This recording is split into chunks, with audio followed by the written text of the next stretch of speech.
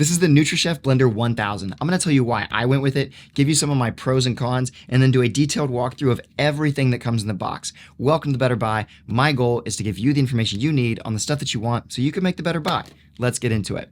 So there are 3 buttons on the device. You can see right here, we have an on-off, a blend, and then a pulse. And they do exactly what you would expect. They say not to let this thing run for more than 10 minutes, and it shuts off at around the 10-minute mark, so just be aware of that. When we look at the inside right here, this would be one of my first cons. This is plastic. It's not that it's not a good solid plastic, but it is plastic. However, for the price point, that's actually still pretty good. I don't know if you would expect metal in this section, but you can be at least aware that that might wear out over time. I think that would be good to know. Another thing that I love about this design are these little feet right here. These guys do a pretty good job of suctioning to stuff. So when you've got it on a counter or whatever, or a flat table, it's going to do well. If you've got one of those perforated surfaces, it's not going to do as well. But overall, I've been happy with that, and I think it works really well. When you talk about the cups, we've got a 20-ounce cup and then a 24-ounce cup. The 20-ounce cup is 2.5 cups of water, and the 24-ounce cup is 3 cups of water. So that kind of gives you an idea. If you're planning to mix stuff in here, that's what you're going to get. 2.5 cups, 3 cups. And I'd say that's pretty good. I don't think you're going to need much more than that for most situations. One thing that is really important about this blender is that it is a 1000 watt blender. And that is the #1 reason why I went with this one over the smaller version, which is a 600 watt blender. The difference really comes down to something like this, which is the Magic Bullet. You can see right here, I love this little blender. I've been using it for a long time. I mix my protein and my amino drinks, electrolyte stuff in here in the mornings.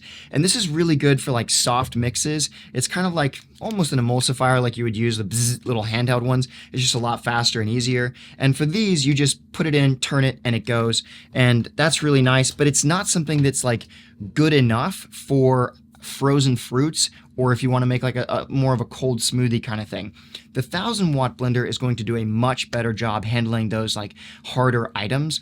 And what I've discovered is, especially with the little ones, they don't want you to run it for more than about a minute, and they want you to like pulse it and stuff. It's a lot harder to get a nice consistency in the smoothie, and that is one of the main things that I'm going to be using this for, is frozen smoothies and other stuff like that. So maybe like slushies or things in that kind of genre.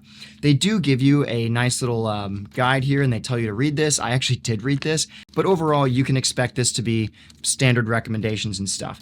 I do like that they include a little Nutrichef recipes thing. I think these are always a little bit fun.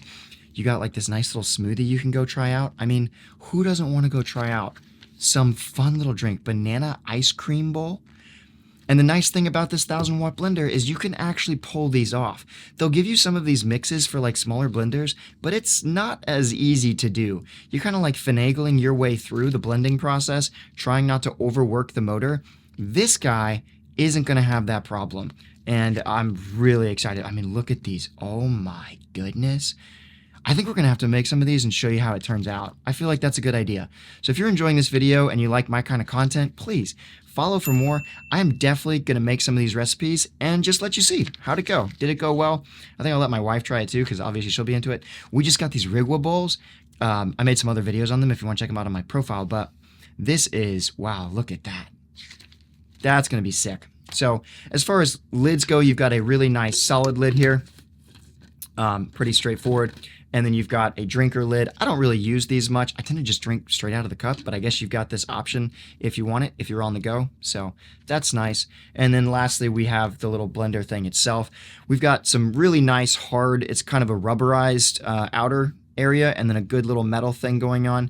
You've got this section right here, which is going to be where it seals, and then on the other side we've got a nice solid steel blender here, and then the sharp edges are actually hidden underneath. There's sharpness down there.